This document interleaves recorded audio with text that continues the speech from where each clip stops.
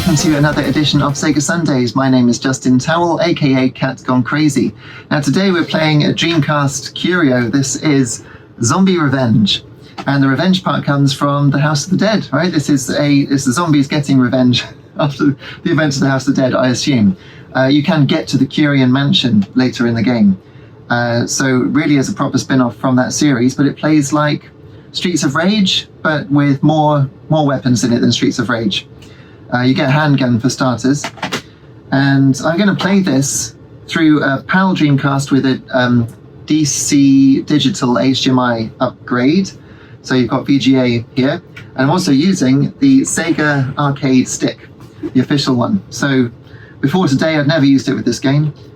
And it's gone back through to the intro. But yeah, lovely detail on the intro sequence. In fact, excuse me, lovely detail in general for this game. It really is.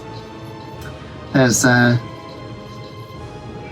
very high polygon count, good texture resolution. It all looks really crisp and sharp and solid. So you've got Linda Rotter, Rikia Bustajima, and Stick Brightling. So we're going to go for Stick Brightling because he's clearly got the best name. It's ridiculous, it really is. And what's even more ridiculous is the quality of the cinematics. Obviously, starting the game here, we've got an in-engine cutscene. And you can see that Tom, Rogun, and G, they're the two agents from the House of the Dead, are there on the left. I'm not quite sure why they are icons on the desktop, but there we are. And watch when Linda nods when she stands up. It's so janky. It's brilliant. I love it. It does actually say on the back of the box that it's from 1999, and I thought it was, well, much later than that. I thought it was 2000, maybe even 2001, probably 2000. Anyway, the zombies have sort of reticules around them, and when it flashes white and stays red, that's when your shot is going to do the most damage. You can blow up the crates and there's stuff inside, but you've also got melee attacks. Just going to have a go. Now, I'm not really locked onto them because the arcade stick is, of course, digital. I'm pretty sure that you can actually do analog control if you're using the standard pad. Wow! Okay, they're all on fire. You can hold the block button to dash.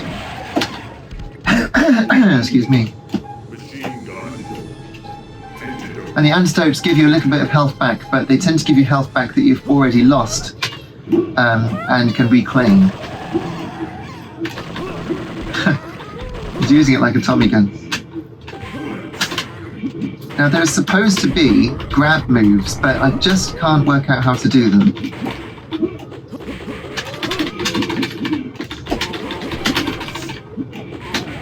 Yeah, that's gonna hurt.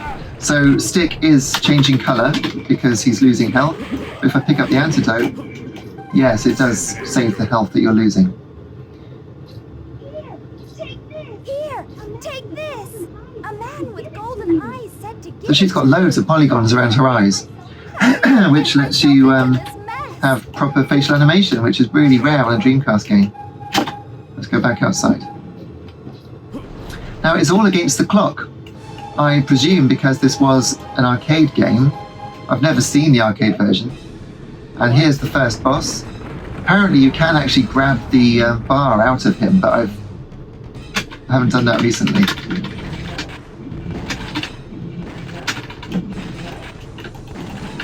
Right, let's run away. He hit the other zombies. That is so not nice. They must be your friends, dude. And he's almost gone, but then so am I. Kick him in the face. Yeah.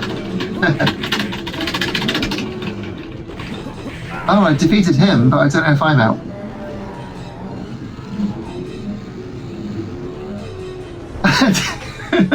He sort of crawled out of him. That's ridiculous. Oh, gosh. Right, so here. Now, apparently if you press all the buttons at once, you can do a special attack that attacks all around you. But I'm not really seeing that. It's meant to use up some of your health. So I've lost my first life. We've got 4 left. It's pretty cool. It is very reminiscent of Dynamite Deku, Dynamite Cop, and Die Hard Arcade on Saturn. Dynamite Cop, of course, is on Dreamcast. I've got it here, so we'll do that one for Sega Sundays at some point soon. Let's go in here.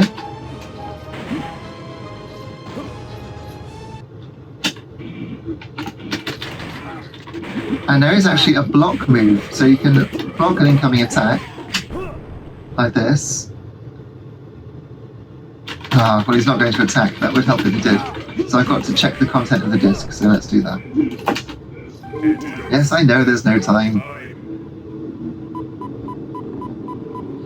Right, so when you choose a card here to determine your fate, it's actually what the final boss does. So you can either have fire, lightning, or blue. So let's go for fire. I doubt we'll get to the last boss anyway. Okay. Oh, so it's 2-player. Am I plugged into joypad port 2? Yes, I am. Well, that was a mistake. That's why I was on the right on the character select screen. Never mind. Doesn't matter. Typical arcade fashion. Always punch doors before you go through them. That's the Stick Breitling way. Bats. So yeah, the resolution of everything is so high. It on a CRT TV actually looked sensationally crisp. Like you couldn't believe how high resolution it was. Obviously, by today's standards, the floor there is quite low resolution, the texture. But for a Dreamcast game, this is pretty much as good as it ever got.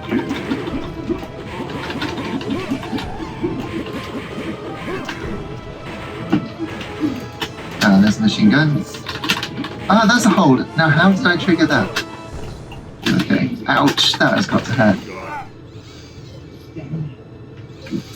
There is, I believe, a cheat mode to have red instead of green when you shoot things. Let's go. So suddenly they're all there. I don't know how or why, but they are. And we've made it onto level 2. I love the loading screen. It's like a ZX Spectrum. That smells awful.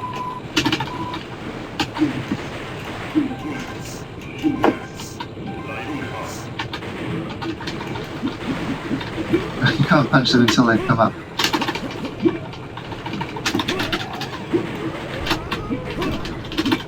Right, and what am I pressing now? Is it?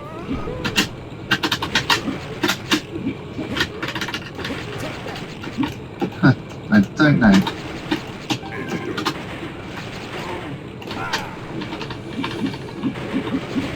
So it's got lasers across the route up ahead, and I think you have to defeat all of the enemies before that will clear.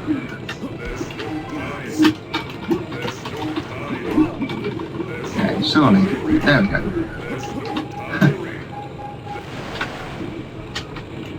It does seem to reset at least the time when you go through to the next bit. Mystery crate. Oh, and there's an enemy inside. That's really nice.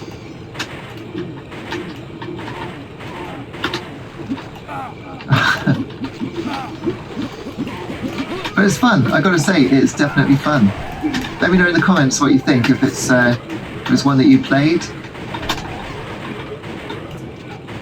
It's so weird these days. I mean, it looks like a low quality indie game now, but this was very high quality back in the day.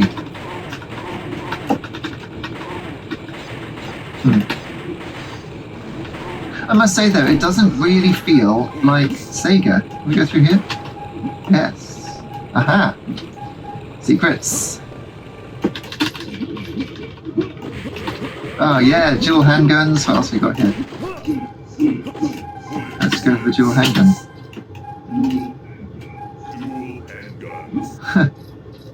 That was nice. 18 seconds left though.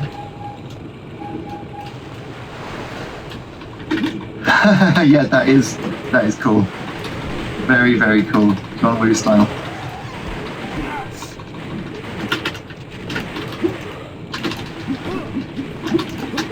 So this level I don't really enjoy as much as the others. After this we do get into a better one, so we'll keep playing until we've run out of credits, I think. It does run at 60 frames a second. There's a little bit of judder, and I can't work out why, because that looks like PAL judder to me. Doesn't make any sense. because I'm playing on VGA, so it should be absolutely solid 60 hertz.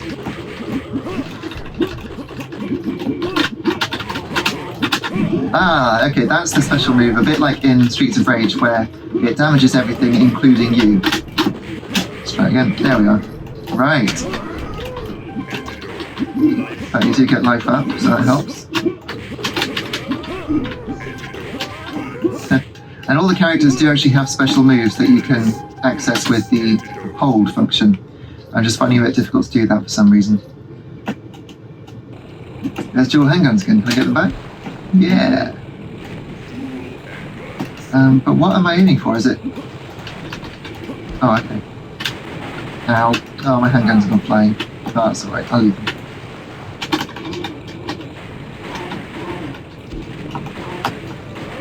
Okay. Is that everything? No.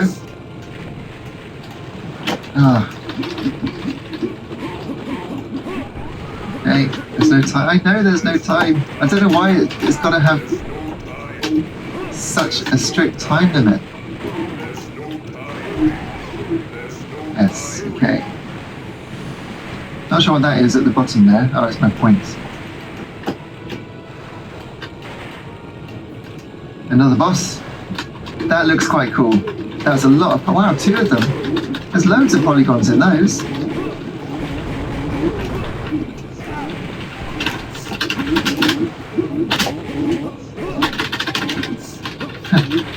So if you block, which I failed to do, if you block, then apparently you can attack immediately afterwards. But you can't block things falling from the ceiling. Oh gosh. Stick's having a really bad day, isn't he? Let's be honest. I don't think it lets you change character while you're on continue, actually. So I would have shown you the other characters. There we go. Okay.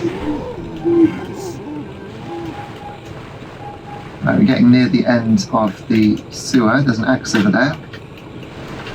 Let's get that. Okay. Oh, but you can still fire with the handgun. Oh, and he throws the axe. That's disappointing, isn't it? Ah, well.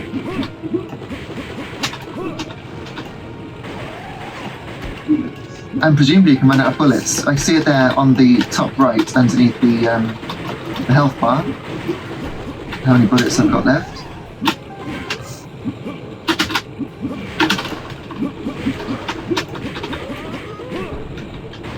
And that zombie's got half his head missing, but he's still going. What a trooper. As for me, I'm on my last life, so hopefully we can get out of the sewer and see the next area.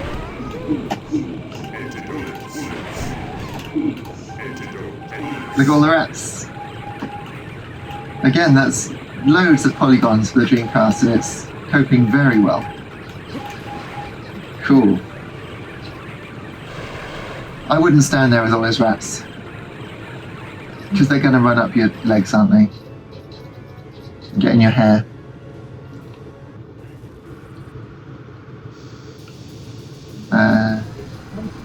What is it though? You had a really heavy night last night. Oh my word. Wow. I'm sure that would look amazing with today's graphics. It's really laughable now. Right, run away, I think. Run. Oh, he's really slow. He really did have a heavy night. Look at him, he's so hungover. Oh, I chose fire though, not electricity.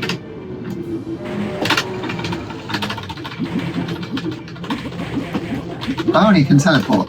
Right. They can't block against electricity. Oh no, is that it? Oh. That is a shame. Well, my level was 2. It's better than 1, I suppose. Ah.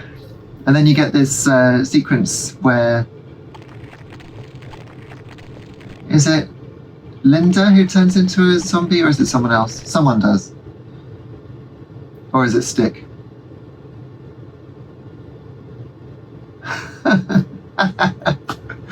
Oh, I love it. Wonderful. And lovely particle effects here for the Sega logo.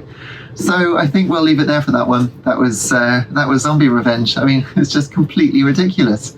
how anything like that would be made today, straight faced, because I think it is actually serious.